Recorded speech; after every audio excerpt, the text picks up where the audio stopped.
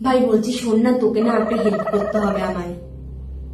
বলে ফেল, সে তো তোর সাথে বন্ধুত্ব হওয়ার পর থেকেই তোকে হেল্প করছি।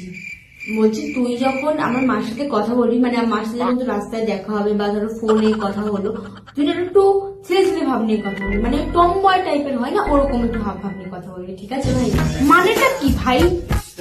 আসলে কি হয়েছে বলতো, মানে কালকে বিকেল বেলা আর কি অনেক ফোন করেছিল, তো ফোনটা যেহেতু মানে সোজা করে রাখা ছিল, মানে ফোনটা আমি নর্মালি উল্টো করে রাখি, তো মা সামনে বসছিল, দেখতে পেয়ে যায়। তো মা জিজ্ঞেস করাতে আমি বলেছি যে তুই তো আমার বেস্ট ফ্রেন্ড, আর তুই একটু টম বয় টাইপের হয়ে গেছিস, মানে এরকম হয় আর কি, তো তুই তোর নামটা চেঞ্জ করে অর্ণার থেকে হন্তব করে দিচ্ছিস, মানে ওই জন্যই ভাই। তো মানে আমাকে না জিজ্ঞেস করে মানে তুই কিভাবে এগুলো করতে পারিস ভাই?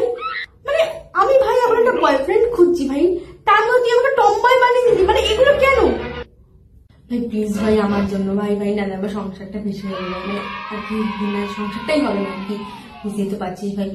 প্লিজ ভাই তোকে এবার আমি ছেলে খুঁজে দেবো ভাই, প্রমিস ভাই, তোর বার্থডে গিফটে আমি তোকে একটা ছেলে খুঁজে দেবো ভালো। প্লিজ ভাই আমার এই উপকারটা করে দে ভাই, এটাই কিন্তু এবার লাস্ট বার বলে রাখলাম।